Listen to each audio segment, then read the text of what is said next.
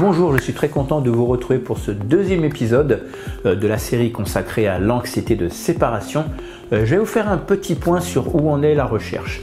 Alors aujourd'hui, on sait que les chercheurs s'entendent vraiment plus sur certains points et certains points sont un peu plus conflictuels, donc les chercheurs ne sont pas tout à fait d'accord. Sur les points sur lesquels ils s'entendent, on sait que le début de la vie du chien a une part importante sur le déclenchement ou pas de l'anxiété de séparation. Le sexe aussi aurait une importance, notamment chez les mâles. Des grands changements aussi d'environnement auraient un impact.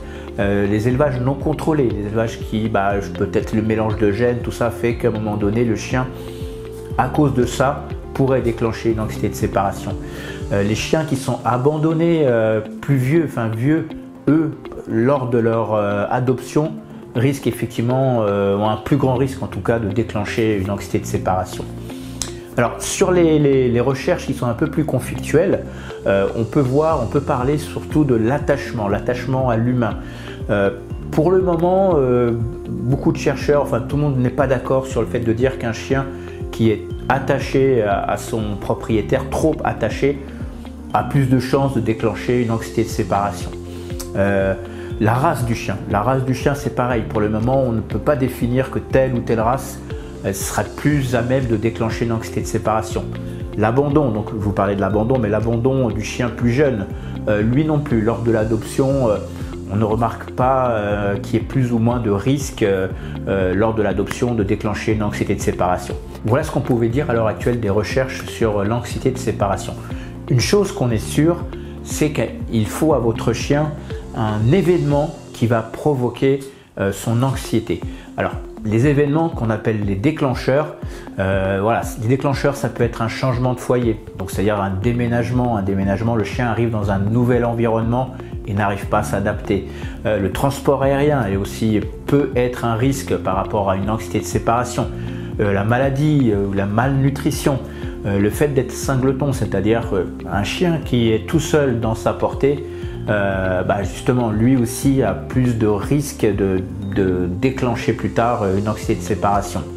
Il y a aussi le fait de retirer trop précocement le chien de sa fratrie parce qu'il a besoin pour apprendre, comme je vous disais tout à l'heure, c'est vraiment dans les premières semaines que tout ça se passe, il a besoin d'être avec ses frères et sœurs. Des soudaines longues présences ou absences peuvent être un déclencheur.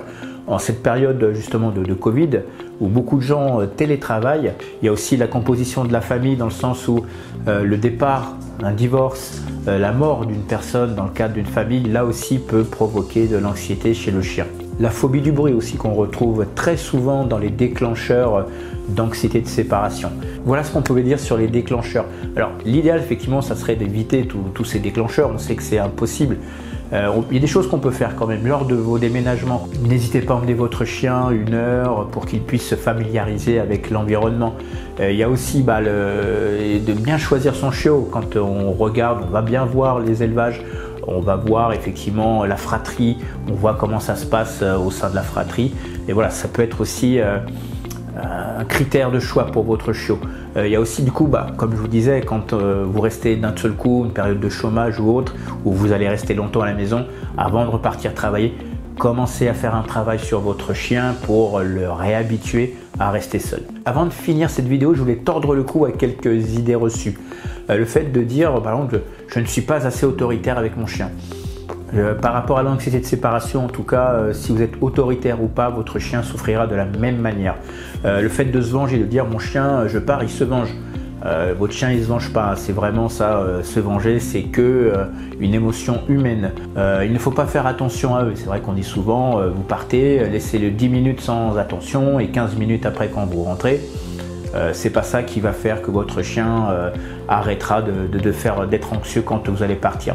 Dormir par exemple aussi, ça c'est aussi une autre idée reçue. Si votre chien dort dans votre lit, il va souffrir d'anxiété de séparation.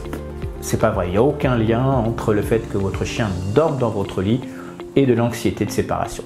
C'est fini pour cet épisode, j'espère vous retrouver pour le 3e épisode où je vais parler de la méthode de désensibilisation. Sur ce, je n'ai plus qu'une seule chose à vous dire, prenez soin de vous et surtout prenez soin de vos chiens.